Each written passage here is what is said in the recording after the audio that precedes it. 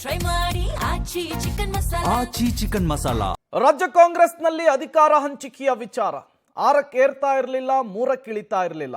ಈ ಸಂದರ್ಭದಲ್ಲಿಯೇ ಈ ವಿಚಾರಕ್ಕೆ ಈಗ ಮಹತ್ವದ ಟ್ವಿಸ್ಟ್ ಸಿಕ್ಕಿದೆ, ಟರ್ನ್ ಸಿಕ್ಕಿದೆ. ಹೌದು, ಡಿಸಿಎಂ ಡಿಕೆ ಶಿವಕುಮಾರ್ ಅವರ ದೆಹಲಿ ಯಾತ್ರೆ ಫಲಿಸಿದಂತೆ ಕಾಣಿಸ್ತಾ ಇದೆ. ಕ್ಲೈಮ್ಯಾಕ್ಸ್ ಹಂತಕ್ಕೆ ಬಂದು ನಿಂತಿದೆ ಕಾಂಗ್ರೆಸ್ನ ಪವರ್ ಶೇರಿಂಗ್ ವಿಚಾರ. ಕೊನೆಗೂ ಹೈಕಮಾಂಡ್ ಅವರನ್ನ ಭೇಟಿಯಾಗಿದ್ದಾರೆ ಡಿಸಿಎಂ ಡಿಕೆ ಶಿವಕುಮಾರ್. ಸೋನಿಯಾ ಗಾಂಧಿ, ರಾಹುಲ್ ಗಾಂಧಿ ಅವರನ್ನ ಭೇಟಿಯಾಗಿದ್ದಾರೆ ಡಿಕೆ ಶಿವಕುಮಾರ್. ದೆಹಲಿಯ ಸೋನಿಯಾ ನಿವಾಸದಲ್ಲಿ ಡಿಕೆ ಬ್ರದರ್ಸ್ ಮೀಟಿಂಗ್ ಮಾಡಿದ್ದಾರೆ. ಪವರ್ ಶೇರಿಂಗ್ ಬಗ್ಗೆ ಸೋನಿಯಾ ಜೊತೆಗೆ ಮುಕ್ತ ಮಾತುಕತೆ ನಡೆಸಿದ್ದಾರೆ ಅನ್ನೋದು ಗೊತ್ತಾಗ್ತಾ ಇದೆ. ಹೈಕಮಾಂಡ್ ಮುಂದೆ ಮತ್ತೊಮ್ಮೆ ಪಕ್ಷನಿಷ್ಠ ದಾಳವನ್ನ ಡಿಕೆ ಶಿವಕುಮಾರ್ ಉರುಳಿಸಿದ್ದಾರೆ. ಕೊಟ್ಟ ಮಾತನ್ನ ಉಳಿಸಿಕೊಳ್ಳಲು ವರಿಷ್ಠರಿಗೆ ಮನವಿಯನ್ನ ಇಟ್ಟಿದ್ದಾರೆ ಡಿಕೆ. ಈ ಮೂಲಕ ಕುರ್ಚಿ ಕದನಕ್ಕೆ ಮತ್ತೊಂದು ಟ್ವಿಸ್ಟ್ ಅನ್ನ, ಸಿಎಂ ಸಿದ್ದರಾಮಯ್ಯ ಬಣಕ್ಕೆ ಮಾಸ್ಟರ್ ಸ್ಟ್ರೋಕ್ ಅನ್ನ ಡಿಸಿಎಂ ಡಿಕೆ ಶಿವಕುಮಾರ್ ಕೊಟ್ಟಿರುವಂತಹದ್ದು. ದೆಹಲಿಗೆ ಹೋಗಿದ್ರು, ವರಿಷ್ಠರನ್ನ ಭೇಟಿಯಾಗೋದಕ್ಕೆ ನಾನಾ ರೀತಿಯ ಪ್ರಯತ್ನಗಳನ್ನು ಮಾಡ್ತಾ ಇದ್ರು. ಡಿಕೆ ಶಿವಕುಮಾರ್ ಅವರ ಈ ದೆಹಲಿ ಯಾತ್ರೆ ಫಲಿಸುತ್ತಾ ಅನ್ನುವಂತಹ ಕುತೂಹಲಕ್ಕೆ ಈಗ ಉತ್ತರ ಸಿಗ್ತಾ ಇದೆ. ಡಿಸಿಎಂ ಡಿಕೆ ಶಿವಕುಮಾರ್ ಅವರು ಸೋನಿಯಾ ಗಾಂಧಿ ಅವರನ್ನ ಭೇಟಿ ಮಾಡಿ ಅಧಿಕಾರ ಹಂಚಿಕೆಯ ವಿಚಾರಕ್ಕೆ ಸಂಬಂಧಪಟ್ಟಂತೆ ಕೊಟ್ಟ ಮಾತನ್ನ ನೆನಪಿಸುವಂತಹ ಕೆಲಸಕ್ಕೆ ಮುಂದಾಗಿದ್ದಾರೆ. ಹೈಕಮಾಂಡ್ ಜೊತೆಗೆ ಚರ್ಚೆಯ ಗುಟ್ಟನ್ನ ಡಿಕೆ ಶಿವಕುಮಾರ್ ಬಿಟ್ಕೊಟ್ಟಿಲ್ಲ ಅನ್ನೋದು ಗೊತ್ತಾಗ್ತಾ ಇದೆ. ದೆಹಲಿಗೆ ಬಂದಿದ್ದೇ ರಾಜಕೀಯ ಮಾಡೋದಕ್ಕೆ ಅನ್ನುವಂತಹ ಸ್ಟೇಟ್ಮೆಂಟ್ ಅನ್ನು ಕೂಡ ಕೊಟ್ಟಿದ್ದಾರೆ. ಏನು ಮಾತನಾಡಿದೆ, ಯಾರ ಬಳಿ ಏನು ಹೇಳಿದೆ ಅಂತೆಲ್ಲ ಹೇಳಲ್ಲ. ಸೋನಿಯಾ ಗಾಂಧಿ ಭೇಟಿ ಬಳಿಕ ಡಿಕೆ ಶಿವಕುಮಾರ್ ಮಾಧ್ಯಮಗಳನ್ನು ಉದ್ದೇಶಿಸಿ ಮಾತನಾಡಿದ್ದು.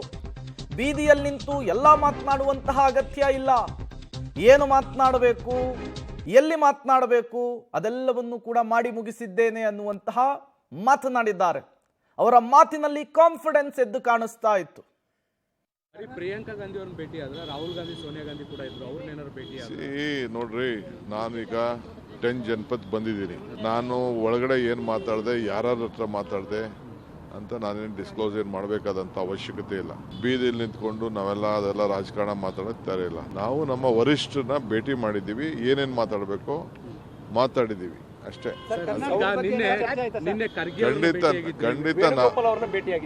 ಖಂಡಿತ ನಾನು ಬಂದ ಮೇಲೆ ಎಲ್ಲ ವಿಚಾರನೂ ತಿಳಿಸ್ಲೇಬೇಕಲ್ಲ, ಎಲ್ಲ ವಿಚಾರಗಳನ್ನ ಮಾತಾಡಿದ್ದೀನಿ, ಏನು ಬೇಕೋ ಮಾತಾಡಿದ್ದೀನಿ. ಅದನ್ನು ನಾನು ಪಬ್ಲಿಕ್ಕಲ್ಲಿ ನಾನೆಲ್ಲ ಮಾತಾಡೋಕ್ಕೆಲ್ಲ ಆಗಲ್ಲ. ಬಂದ ಮೇಲೆ ಅವೆಲ್ಲ ನಾವು ನಾವೆಲ್ಲ ಏನು ಹೇಳೋಕ್ಕೆ ಅಂತ ನಾನು ಬಂದಿರೋದೇ ರಾಜಕಾರಣ ಮಾಡಲಿಕ್ಕೆ. ಎಲ್ಲ ವಿಚಾರನ ಮಾತಾಡದೆ ಬರೀ ಸುಮ್ಮನೆ ಇಲ್ಲಿ ಬಂದು ಈ ಗಾಳಿ ಕುಡ್ಕೊಂಡು ಹೋಗಿ ಬಂದಿದ್ದೀವ ನಾವು. ಏನೇನು ಬೇಕೋ ನಾವು ಮಾತಾಡಿದೀವಿ, ಕಾಲ ಎಲ್ಲದಕ್ಕೂ ಉತ್ತರ ಕೊಡ್ತದೆ.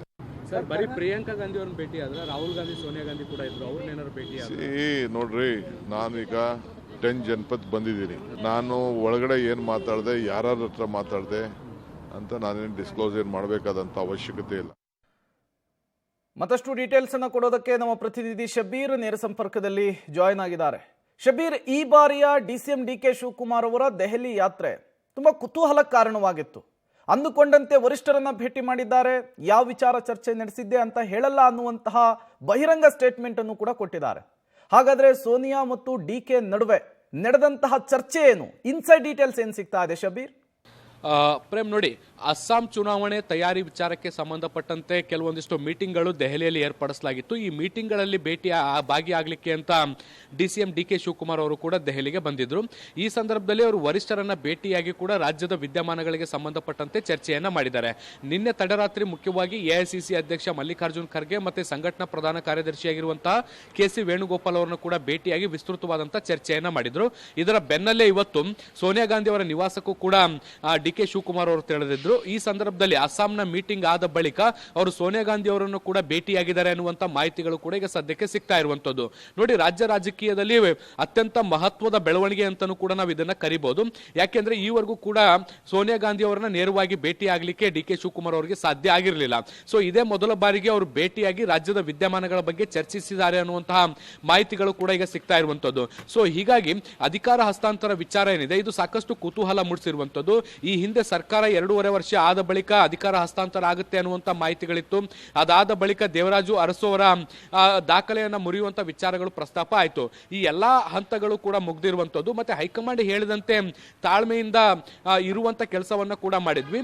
ಇನ್ನೂ ಎಷ್ಟು ದಿನ ತಾಳ್ಮೆಯಿಂದ ಕಾಯ್ತಾ ಕೂರಬೇಕು, ಯಾವುದಾದ್ರೂ ಒಂದು ನಿರ್ಧಾರವನ್ನು ಹೈಕಮಾಂಡ್ ಸ್ಪಷ್ಟವಾಗಿ ತೆಗೆದುಕೊಳ್ಳಬೇಕು ಅನ್ನುವಂಥ ನಿಟ್ಟಿನಲ್ಲಿ ಮನವಿಯನ್ನು ಕೂಡ ಮಾಡಿಕೊಂಡಿದ್ದಾರೆ. DK ಶಿವಕುಮಾರ್ ಅವರ ಮನವಿಯನ್ನು ಕೂಡ ಹೈಕಮಾಂಡ್ ಆಲಿಸಿದೆ ಅನ್ನುವಂಥದ್ದು ಕೂಡ ಗೊತ್ತಾಗ್ತಾ ಇರುವಂಥದ್ದು. ಸೊ ಈಗ ಹೈಕಮಾಂಡ್ ಯಾವ ನಿರ್ಧಾರವನ್ನು ತೆಗೆದುಕೊಳ್ಳುತ್ತೆ ಅನ್ನುವಂಥದ್ದು ಈಗ ಸಾಕಷ್ಟು ಕುತೂಹಲ ಮೂಡಿಸಿರುವಂಥದ್ದು. ಬಹುಶಃ ಈ ಒಂದು ಸಂಸತ್ ಅಧಿವೇಶನ ಮುಕ್ತಾಯ ಆದ ಬಳಿಕ ರಾಜ್ಯದ ವಿದ್ಯಮಾನಗಳಿಗೆ ಸಂಬಂಧಪಟ್ಟಂತೆ ದೆಹಲಿಯಲ್ಲಿ ಮತ್ತೊಂದು ಸುತ್ತಿನ ಮಹತ್ವದ ಸಭೆ ಆಗುವಂತ ಸಾಧ್ಯತೆಗಳು ಕೂಡ ಬಹಳ ದಟ್ಟವಾಗಿ ಕಂಡು ಬರ್ತಾ ಇದೆ. Prem. Okay, thank you Shabir, ತಮ್ಮೆಲ್ಲ ಮಾಹಿತಿಗಾಗಿ. ಮತ್ತೊಮ್ಮೆ ಚೆಂಡು ದೆಹಲಿ ಅಂಗಳದಲ್ಲಿರುವಂಥದ್ದು. ಈಗ ತಮ್ಮ ಮನವಿಯನ್ನ, ತಮ್ಮ ಕ್ಲೈಮನ್ನ DCM DK ಶಿವಕುಮಾರ್ ಅವರು ಸೋನಿಯಾ ಗಾಂಧಿ ಮುಂದೆ ಮಂಡಿಸಿದ್ದಾರೆ. ಅಲ್ಲಿಂದ ಯಾವ ರೀತಿಯ ಮದ್ದು, ಯಾವ ರೀತಿಯ ಮುಲಾಮು ಈ ವಿಚಾರಕ್ಕಾಗುತ್ತೆ ಅಂತ ಹೇಳಿ